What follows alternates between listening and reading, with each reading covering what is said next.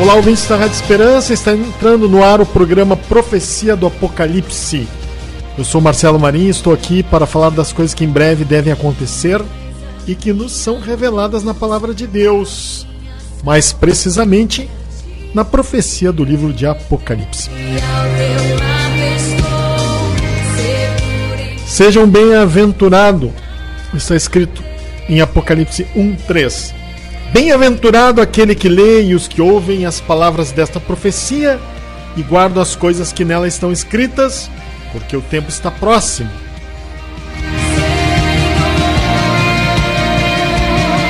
Quem tem ouvidos, ouça o que o Espírito diz às igrejas. Apocalipse 2:7.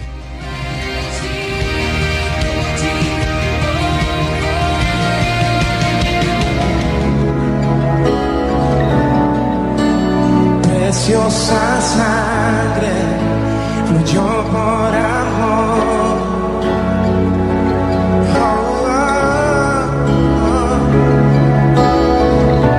Sobre ti dolor. A pergunta do programa de hoje é: o que devemos fazer para compreender o livro de Apocalipse? Eu já falei de algumas coisas, alguns passos que devem ser dados quando queremos ou desejamos compreender o livro de Apocalipse. O primeiro passo foi crer que o Senhor deseja que nós compreendamos a profecia. O segundo passo, dependermos unicamente do Espírito Santo. E hoje vamos então ao terceiro: deixar que o Espírito Santo te exponha às Escrituras. Lucas 24:27 diz assim: e começando por Moisés, discorrendo por todos os profetas, expunha-lhes o que a seu respeito constava em todas as Escrituras. Bem, meus queridos, nós entendemos por esse texto da Bíblia que é importante deixarmos que o Espírito Santo aponte para nós as coisas que estão escritas na Bíblia. Não devemos buscar entender o que está escrito no livro de Apocalipse fora da Bíblia. Este é um erro. Não adianta ficarmos sentados debaixo de uma árvore, meditando, refletindo, pensando, como se o entendimento viesse assim e surgisse do nada. Não vai ser assim. O Espírito Santo vai revelar o que está no livro de Apocalipse, apontando para textos bíblicos, como foi o caso dos discípulos que estavam no caminho de Emaús, que nós encontramos em Lucas 24. Jesus lhes abriu entendimento, Jesus começou a falar das Escrituras, começou a expor a eles, a mostrar. Assim o Espírito Santo vai fazer contigo. Há uma outra coisa que devemos fazer, que é buscar e esperar que Deus nos abra o entendimento para que compreendamos o que está escrito. Lucas 24:45, ainda no capítulo 24 de Lucas, então lhes abriu o entendimento para compreenderem as Escrituras. Não basta apenas o Espírito Santo apontar para um texto, se não nos abrir o entendimento daquilo que está escrito. Deixe-me lhes dar um exemplo do que disse há pouco. Digamos que você esteja lendo o Apocalipse capítulo 1, do versículo 12 ao 13, então encontra o seguinte: voltei-me para ver quem falava comigo, e voltando vi 7 candeeiros de ouro, e no meio dos candeeiros um semelhante ao Filho do Homem, com vestes talares e cingindo a altura do peito com uma cinta de ouro. Bem, você não é uma pessoa curiosa, né? Você não está lendo a Bíblia porque quer matar a curiosidade em relação às coisas escritas, mas está numa jornada com Deus. Ele iniciou sua própria jornada com o livro de Apocalipse. Então você tem sido um bem-aventurado, tem buscado com seriedade ler, ouvir e guardar no coração as coisas escritas. Então você pergunta ao Espírito Santo: o que significa esta cinta de ouro na altura do peito de Jesus. Obviamente que não é um ornamento, mas algo que tem um significado. Então, nós tendo conhecimento disso, você conhecendo este fato, o Espírito Santo vai conduzi-lo aos textos da palavra que dão a resposta a essa questão. Tudo aquilo que Deus quer que saibamos está revelado na Bíblia, meu querido. Se não estiver escrito, é porque Deus não quer nos revelar. Então, onde está a resposta de Apocalipse, capítulo 1, do verso 12 e 13? Nós encontramos no livro de Isaías, no capítulo 11, no verso 5. Está escrito ali: a justiça será o cinto dos seus lombos, e a fidelidade o cinto dos seus rins. Neste texto de Isaías, então, nós encontramos a resposta. Aquele cinto de ouro no peito de Jesus representa a justiça e a fidelidade de Deus, que Deus cumprirá o que prometeu. Ele é fiel e ele fará cumprindo também a sua justiça. Qualquer um poderia achar, mas por que não achamos? Por que não conseguimos enxergar? Por muitos motivos. Às vezes estamos fora do contexto, às vezes não estamos nem ao menos buscando, desprezamos a profecia, pensamos diferente daquilo que a palavra de Deus nos diz, colocando nossa opinião acima daquilo que está escrito. Esses motivos que citei é que nos impedem de entender. Mas se nos humilharmos diante do Espírito Santo, decidirmos considerar como sendo verdade apenas o que está escrito textualmente na Bíblia, sem dúvida as coisas começarão a ficar mais claras. Bom, eu quero terminar essa parte lendo 1 Coríntios 4:6, ou citando 1 Coríntios 4:6, porque aqui o apóstolo Paulo, vamos dizer assim, o Espírito Santo diz que ninguém deve ir além daquilo que está escrito. Ninguém deve ir além daquilo que está escrito. Então, que Deus os abençoe, que nós possamos, nessa jornada, possamos deixar que o Espírito Santo nos exponha as Escrituras e esperar que Deus nos abra o entendimento através do seu Espírito Santo para que compreendamos os textos que ele nos mostra.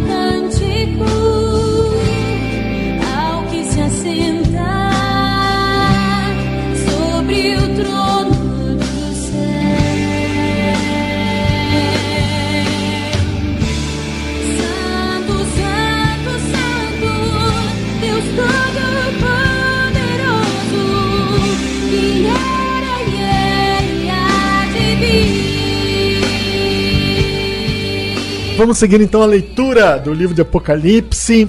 Nós vamos continuar lendo o livro. Sabe que nós podemos ler o livro de ponta a ponta, entender tudo que está escrito. O Espírito Santo de Deus quer isso mesmo.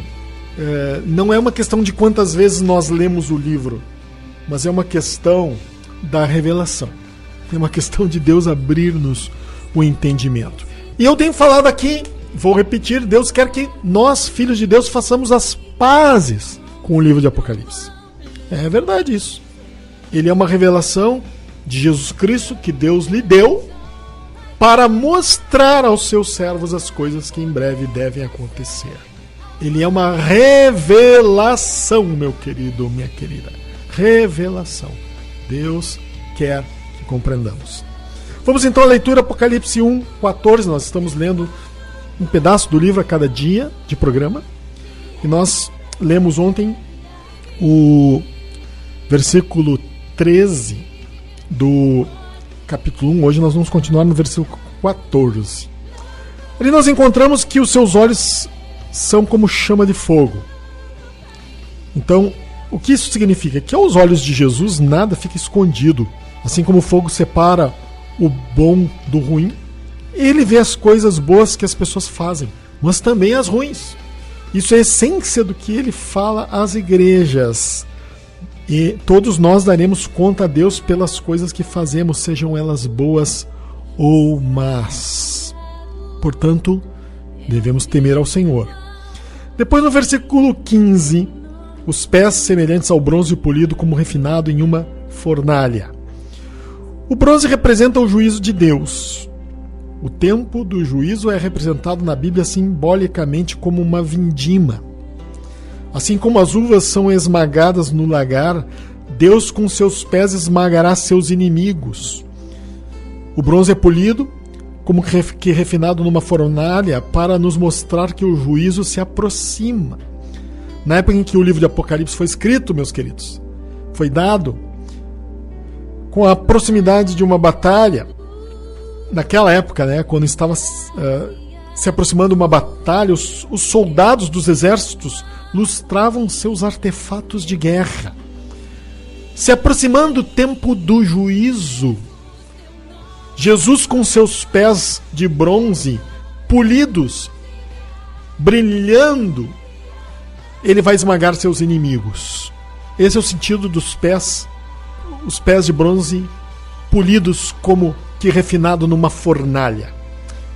Bem, nós temos um texto de Isaías 63, 3-6, que diz assim: o lagar eu pisei sozinho, e dos povos nenhum homem se achava comigo. Pisei, olha bem, usando os pés, né? Pisei as uvas na minha ira, no meu furor, as esmaguei. Falando, as uvas aqui representando os povos inimigos que no final vão se revoltar contra Deus. E o seu sangue me salpicou as vestes e me manchou o traje todo. Aqui em Isaías, fazendo uma alusão ao capítulo 19 de Apocalipse, o momento em que Jesus retornará do céu para iniciar seu reinado milenar nesta terra. O reinado é eterno, mas nós teremos um período específico de 1000 anos. Continuando Isaías, então, capítulo 63, verso 4, porque o dia da vingança me estava no coração, e o ano dos meus redimidos é chegado. O ano em que os remidos, aqueles que foram lavados no sangue do Cordeiro, aqueles que entregaram a vida ao Senhor, aqueles que creram tanto da antiga aliança quanto da nova, então vão reinar com Cristo. Olhei e não havia quem me ajudasse, e admirei-me de não haver quem me sustivesse, pelo que o meu próprio braço me trouxe a salvação e o meu furor me susteve. E depois, na minha ira, pisei os povos, no meu furor, embriaguei-os, derramando por terra o seu sangue. Ainda, novamente, uma alusão ao final, a batalha final, que a Bíblia chama de Batalha do Armagedon, que eu não vou dar detalhes agora porque não é o caso no nosso programa de hoje. Então aqui nós encontramos a explicação por que Jesus aparece ali com os pés de bronze, esta figura, porque ele quer nos mostrar que naquele momento, e vale para hoje também, no período que antecede a chegada do juízo, ele está preparado, pronto já para esmagar seus inimigos, que todos temam ao Senhor.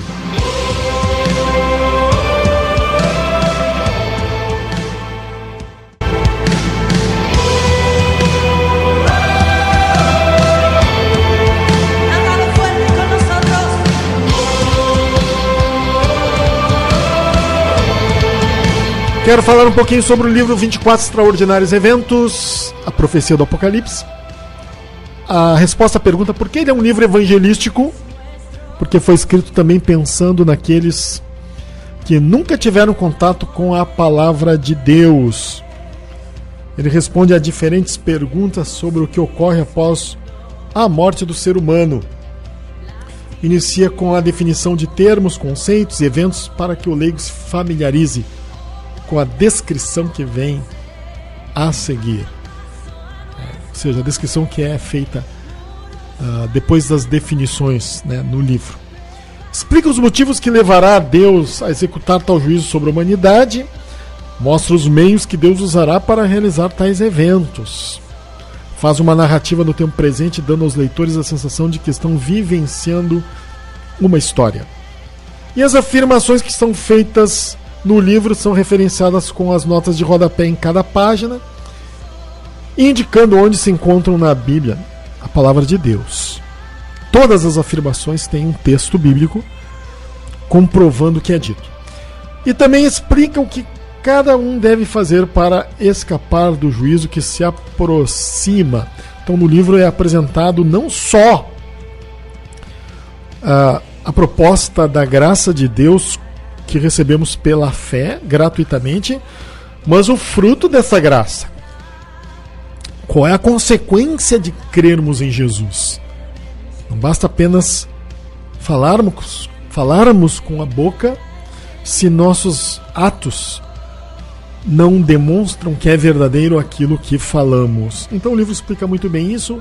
Uma pessoa, ao receber Jesus, precisa ser incluída no corpo de Cristo, precisa fazer parte da igreja de Deus, precisa ter comunhão com os irmãos. Então nós encontramos esta orientação neste livro.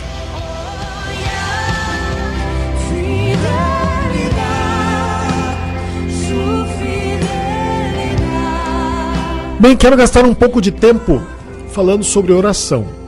Sabe que nós devemos orar? Esta é a vontade de Deus, viu? Orar pela igreja, orar pelos nossos irmãos. Jesus disse de forma profética que uma parte da igreja estaria preparada para a chegada do tempo do juízo. Ele falou isso e nós encontramos este registro em Mateus capítulo 25, a parábola das virgens. Bem, então nós já sabemos de antemão que uma parte da igreja vai estar bem na época do juízo. Interessante isso, né? Quando chegar esse tempo, uma parte da igreja vai estar vivendo a palavra de Deus, porque vai participar do arrebatamento. Podemos dizer assim, uma parte dos cristãos que conhecem a Deus, que amam o Senhor, estarão preparados para a chegada deste tempo. Mais ou menos 50%. 5 virgens prudentes e 5 nécias. Nós sabemos também que o juízo está no nosso futuro. Não sabemos quando. Já tenho falado aqui e continuo dizendo que ninguém sabe quando chegará o tempo do juízo. Ninguém sabe mesmo. Não podemos afirmar que qualquer um de nós estará vivo quando isso acontecer. Isso seria um atentado contra as Escrituras, porque Jesus mesmo disse que ninguém sabe o dia nem a hora. Aliás, se nós olharmos bem para o texto bíblico, vamos ver que Deus, ele faz questão que ninguém saiba. Ele quer que nós creiamos do que diz a sua palavra. Ele quer que nós creiamos que o juízo virá e que nós temos que estar prontos para a chegada desse tempo. Então, meus queridos, nós podemos, sabendo dessas coisas, orar para que a igreja se prepare. E podemos crer que as coisas vão mudar. Podemos crer que o quadro que se apresenta atualmente, onde muitas pessoas estão com os corações endurecidos, vai mudar. Muitos serão despertados pelo Espírito Santo de Deus. Ele está agindo na vida de muitos cristãos neste mundo afora. Nós não sabemos quem são, não podemos apontar para um, apontar para o outro, mas nós sabemos que o Espírito Santo, ele está despertando pessoas para viverem uma vida de temor, como ele fez com Noé, por exemplo. Noé, no meio daquela geração perversa, escolheu a melhor parte. Escolheu temer a Deus. Escolheu a parte mais difícil. E assim também o Espírito Santo está levantando pessoas, renovando pessoas, está cortando as amarras com o mundo, porque as pessoas querem, é verdade. O Senhor nunca vai tocar em alguém que não queira ser tocado. O Senhor nunca vai libertar alguém que não quer ser liberto. O Senhor nunca vai fazer com que aquela palavra que diz que Ele nos libertou dos pecados pelo seu sangue se torne real nas nossas vidas, se é que não queremos ser livres. Mas uma vez que queremos andar em liberdade, Ele sim virá com amor, com seu poder, e nos libertará e nos tocará. Então nós precisamos orar por nós mesmos e por aqueles que estão ao nosso redor. Talvez você vai começar a orar, isso não vai fazer muito sentido no começo, mas com o passar do tempo, à medida que vai perseverando em oração, as coisas vão se tornando mais evidentes, mais claras, mais concretas. O juízo vai tomando forma porque o Espírito Santo de Deus vai agindo no seu coração, vai fazendo com que você entenda que é verdade. As coisas que Deus anunciou na sua palavra é verdade. Jesus voltará a este mundo, reinará nessa terra. O arrebatamento vai acontecer. Aqueles que são fiéis a Deus, obedecem sua palavra, levam Deus a sério, vão participar do arrebatamento. Vão escapar das coisas que estão por vir neste mundo. Pelo menos uma grande parte das coisas piores que acontecerão no final dos 7 anos. Se nós orarmos, isso vai acontecer. Porque o Espírito Santo de Deus vai agir no nosso coração. E cada vez mais vai nos dar temor. Cada vez mais vai nos levar a nos apegarmos a Deus com amor. Tem que ser uma iniciativa nossa. Você tem que ter essa iniciativa. Se as coisas não estão bem na sua volta, não adianta ficar se lamentando. Não adianta ficar reclamando. Não adianta ficar falando mal dos outros. A mudança tem que começar por você, por mim, por nós mesmos. Então, se a coisa está ruim onde você está, diga assim, então eu vou começar a buscar Deus. Vai começar comigo a mudança. Vou ser o primeiro a orar e buscar Deus aqui. E com o tempo, Deus abençoar os irmãos que estão aqui no meu lado, estão comigo aqui. Pronto, é assim que funciona. É assim que Deus quer, é isso que agrada a Deus.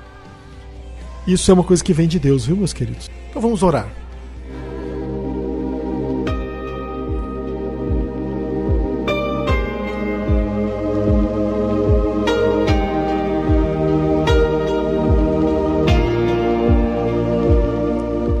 Pai, muito obrigado pela tua presença, Senhor.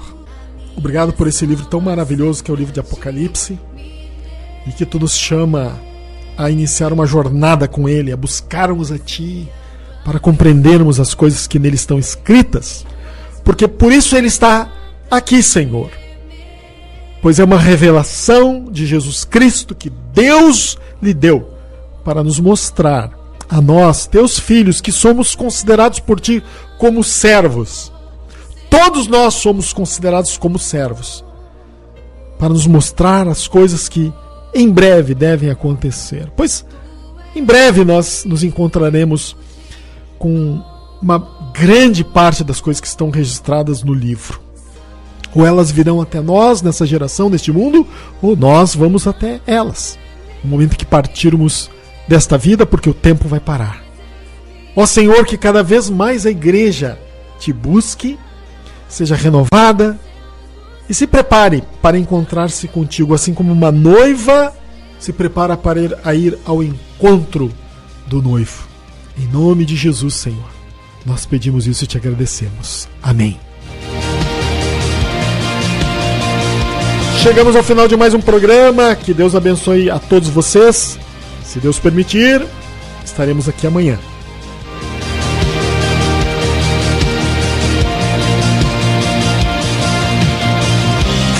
A Esperança, 24 horas no seu rádio.